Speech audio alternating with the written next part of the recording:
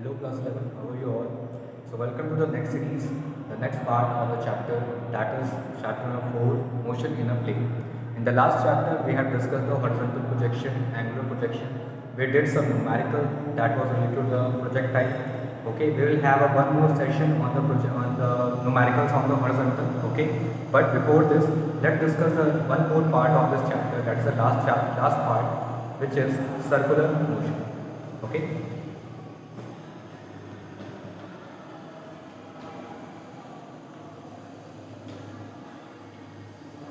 So before this part, circular motion, you are now aware of the two-dimensional motion, or you can say motion in a plane. So whenever we require the two dimension to describe the motion of a body, that is known as the motion in a plane or a two-dimensional motion. Okay, and projectile is one of them. Now we'll focus on the circular motion, that many times and many examples are there in which you have seen a circular motion. Okay, for example, you have always played with a ball. Okay, that is a ball which is tied with a thread and you are rotating it in a circular motion. Okay, so now what is the basic definition if I ask about the circular motion? Okay, so if a body perform a motion about a certain point, or you can say a certain axis, such that the distance from that axis and between the body do not changes during the motion. Alright, so what is the meaning that if I say this is a certain point, or you can call either an axis also, okay, and let there be a body. Let's say this is a body A, which is moving, which is having a motion, but the motion is constrained such that the distance between this and this axis is remaining constant, that is remaining same. Okay, so you know if the body moves on the right hand side, the distance changes. That means this is not a circular motion. Again, if body A approaches the point, then again the distance is varying. Okay, but if you see, if I keep moving the body in this way along this path, then you can see what is happening. What is happening? The distance between the initial position of A and the point is remaining same. Either I draw the body A at this point. So you can see the both distances are same, and let's say the distances are R and they are fixed. Now again, if I keep rotating this body A such that the distance R do not changes, so what you will see, there will be a locus of points, and that will be known as a circular track or circular motion.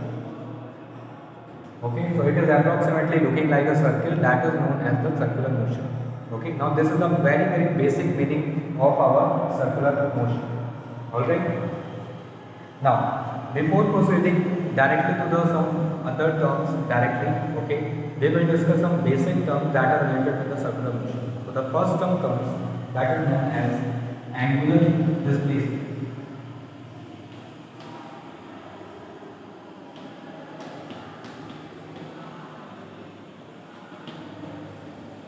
Alright, so this is the first basic term that we have to understand before going to the any something deep in the circular motion. Okay, so now before this chapter we were always considering the straight line motions, and that's why we were talking about the displacement, only the displacement term, or you can say the linear displacement. But here the same term is coming here, but with a term, with a pre-term, that is angle. Okay, so whatever be the angle way, what is the displacement of body on this circular track in the terms of angle? Okay, in the terms of angle, that is known as the angular displacement. So let's say this is what was the initial position and this is the final position of body A. So what you can see, that from going this point to this point, our body has tracked a particular angle that is subtended at this center of point, or you can say the axis. So what is that angle? Let's say this angle is theta, which is traced by the body A from this position to this position. So this alpha, or you can say let's use the general term, that is theta. Okay, so let's say this is theta. So theta is what? Which is our angular displacement.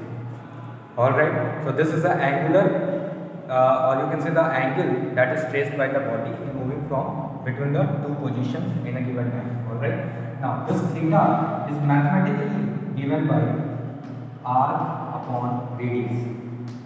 Okay. So what is the arc? Arc is the length that is traced by the body. Okay. That is in the distance. So you can say this is the distance. This is the length of this arc that is traced by the body, and this is the radius. Okay, this is the radius, that is r. So what we can write, that this length upon r is given equal to the theta. Alright. Now if I say about the unit of theta, so it is known as the radian. Okay, it is known as the radian, and this radian is what? It is a 2D term. It is a two-dimensional term. Okay, and when we talk about three-dimensional, so you remember in the fundamental units there is a one more unit that is known as steradian. Okay, so that is used for the three-dimensional bodies. Okay, that is three-dimensional angular displacement. So this is the radian, which is 2D. Okay, now if I talk about the dimension of it, so you know how to write the dimension. Now arc is what? It is a kind of length, so we can use L. Okay, and again the radius, that is again a kind of length. So what you can write?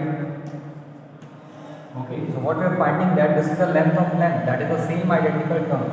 So they will cancel out and that will directly give you 1. Okay, so what is the meaning of that? That the radian, the theta, is dimensionless. It is a dimensionless physical quantity. This is that quantity, that is the theta, that is the angular displacement. Okay, but it is having a SI unit, that is radius. Okay. Now one more thing that is very important, that is related with theta, that we need to understand, that if we are talking about a very small angular displacement. Okay, if we are considering that there is a very small angular displacement, then it is represented by,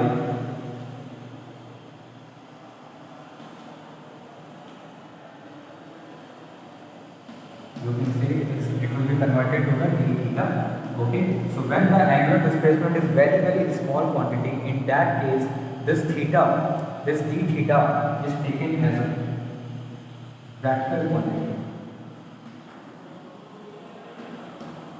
Okay, so this, when the angular displacement is very small, what we say, that this is known as the vector quantity. Okay, but if you talk about the general term theta, okay, so you know this is just an angle. This is just an angle form, and this is taken as a scale. Okay, so when this theta is quite large, it is a very big value. In that case, you will say that this is a scalar quantity. But in uniform motion of the circular motion, or you can say simply the circular motion, we will deal with the d theta, and that will be treated as a vector quantity. All right. So this was the important thing of the theta. Now the next one comes, that is known as the angular velocity.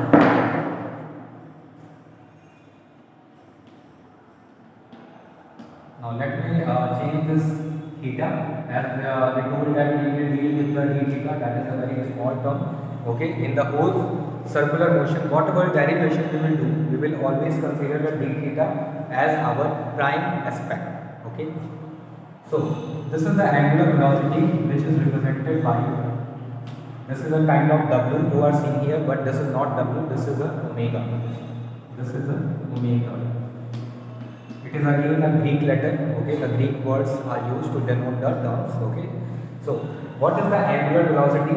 As you have defined the velocity, that is the rate of change of displacement, is known as the velocity. In similar way, you can say the rate of change of angular displacement is known as the omega.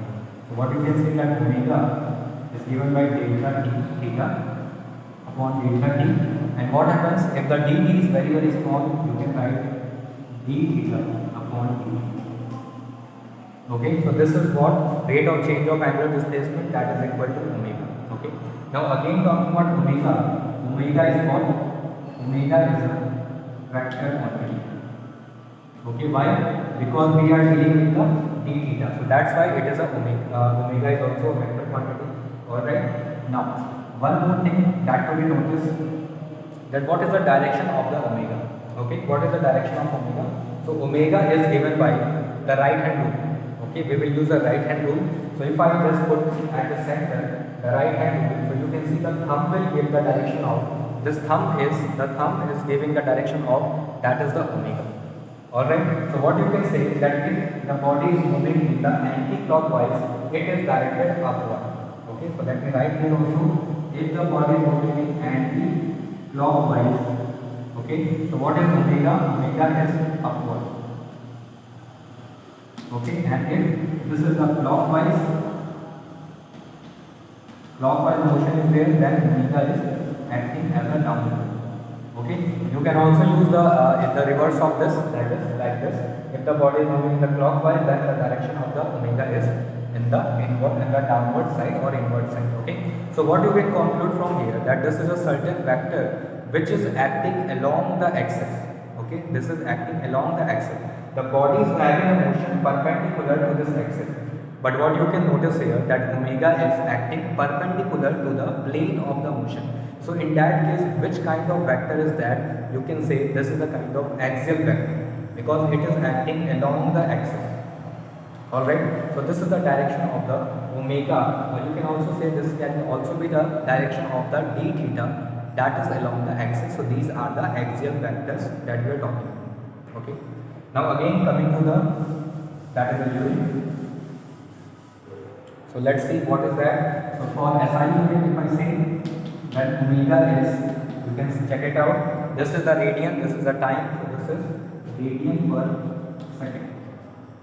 Okay, radian per second. And again, if you talk about the dimensional formula, then you know that d theta is dimensionless. There is only a time. That is in the denominator. So what you can write, T inverse. The T inverse is what? The dimension formula of the omega. So omega is having. Okay, so this is what we were discussing about, that omega is having an SI unit also, and it is also having a dimension formula. Okay, so in this case it is different from the theta because theta is the dimensionless quantity, but it was having a SI unit, that is of the radian. Okay, now come to the next topic, that is relation. What is the relation between the velocity and the angular velocity? That is the point to be noticed.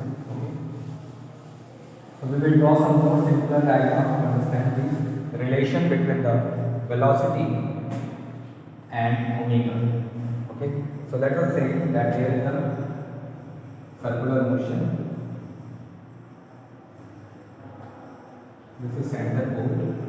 Let's say this is A and this is point B, and the angle which that is theta, and this is say let's use a small r. Okay, which is the radius of this circular track. Okay, so what we can say, that if the body is covering the distance from A, that is A to B. Okay, so A to B. So what you can write, that will be the velocity will be given by, that is equal to dx upon dt. Okay, this is what dx is what, let's say our displacement and with respect to time.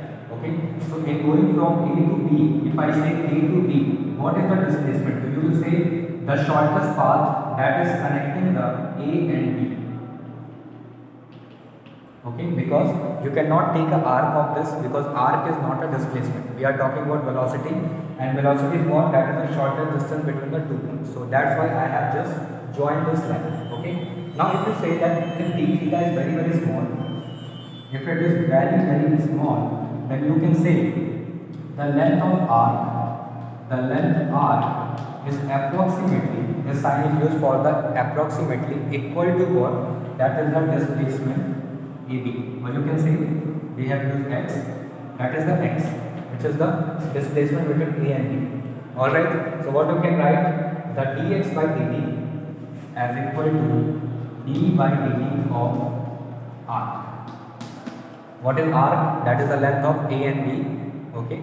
Now, you know the formula of d theta. What is d theta? Is arc upon dt. Okay. Or if I simply say without the d theta, then it can be simply treated as theta is equal to arc upon dt. Okay. So now just we are going to use this formula in this equation. Okay, so what I will write in place of r, let us write here, then v is equal to, that will be d by dt, and r is written as theta into r, theta into r. Okay, now you know what is happening in this circular motion. In this motion, what is happening, the radius is not changing, this is not changing, this is remaining constant. What is changing, that is only the theta. Theta is changing as the motion is going. Okay, so we will bring the r in the left hand side, we will not keep it the differentiated way, and it will be finally converted to, that is r d theta by dt. Okay, now you know this term that is very familiar to you. This is d theta by dt, which is known as the omega, and this is the radius. So what I will finally write the relation, v is equal to r omega. So v is equal to r omega, which is the required value, which is the required relation between the v and the omega. Now again, what you can see, the here the v is the velocity, which is a vector. Omega is already a vector. Okay, and again the radius. Okay, radius is a kind of term that you can say that is appearing like a scalar, but in circular motion, in a circular motion there is a different scenario. So that's why this is also will be referred as a vector quantity. Yes, that is will be also referred as a vector quantity. So let me tell you in the exact vector form what you can write this.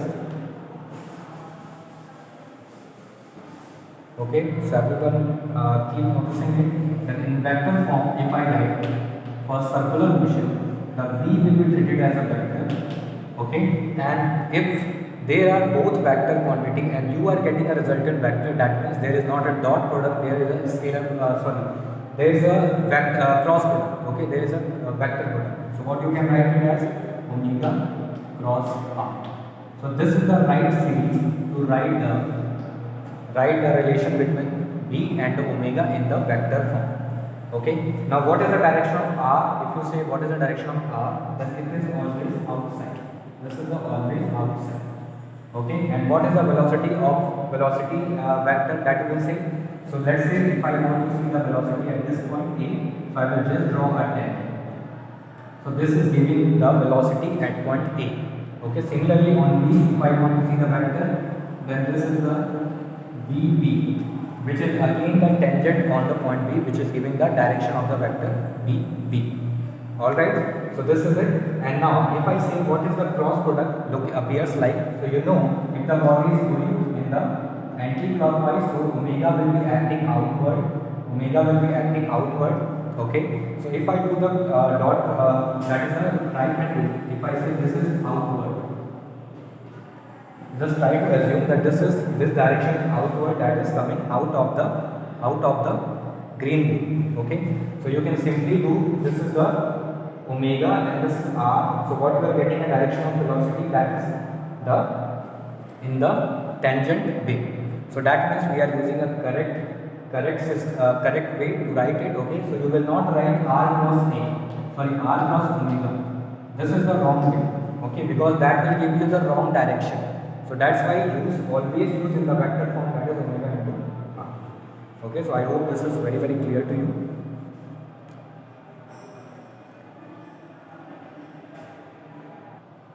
Okay, now come to the next term, that is known as the angular acceleration. We got up to the angular velocity. Now let's talk about the angular acceleration.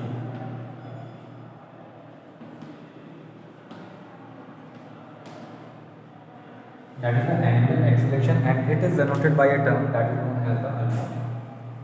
Okay, so this is denoted by a term that is known as alpha. So again, what is angular acceleration? So the rate of change of angular velocity, that is rate of change of omega by dt, is known as what? That is the angular acceleration. So what you will write, the alpha is what? It is the rate of change of omega by dt, and again you can write it as in the differentiation form d omega by dt. Okay, so it is depending on the omega, which is a vector quantity. So again, alpha is also the vector quantity, and its direction is along the axis.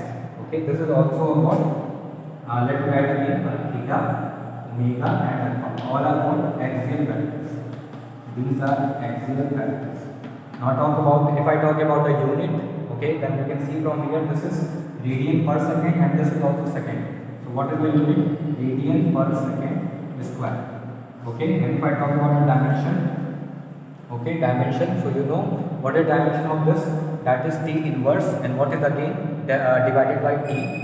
So it will be t inverse upon t, that will be equal to t to the power minus 2. So t to the power minus 2 is what? That is the dimension formula of the angular acceleration. Alright. Now let's see the relation, that what is the relation between the acceleration, a normal acceleration, okay, and the angular acceleration. Okay.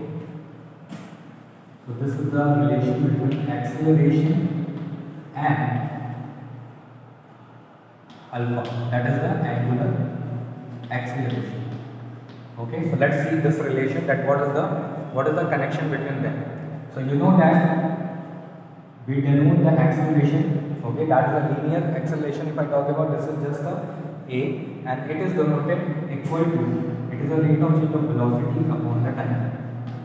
Okay, this is the rate of change of velocity upon the time. Now you know from the previous relation that what is v? V is equal to r into omega. Okay, now I am not writing in the vector form. So if you are not writing in vector form, you can use r omega, omega r, there is no problem. Alright, now just substitute in this. So this is d by dt. Now here will be r and omega. Now you again know in the differentiation, r is not changing, only omega is changing. Okay, so what will happen? R will come outside, and this can be written as d omega upon dt. So d omega upon dt is what? Just we have discussed, that is the angular acceleration. That is the angular acceleration. So just substitute the value. R is equal to, sorry, a is equal to r, and this is what? Again alpha. Okay, so this is what the relation between the, that is the linear acceleration, and this is the radius, and this is again the alpha.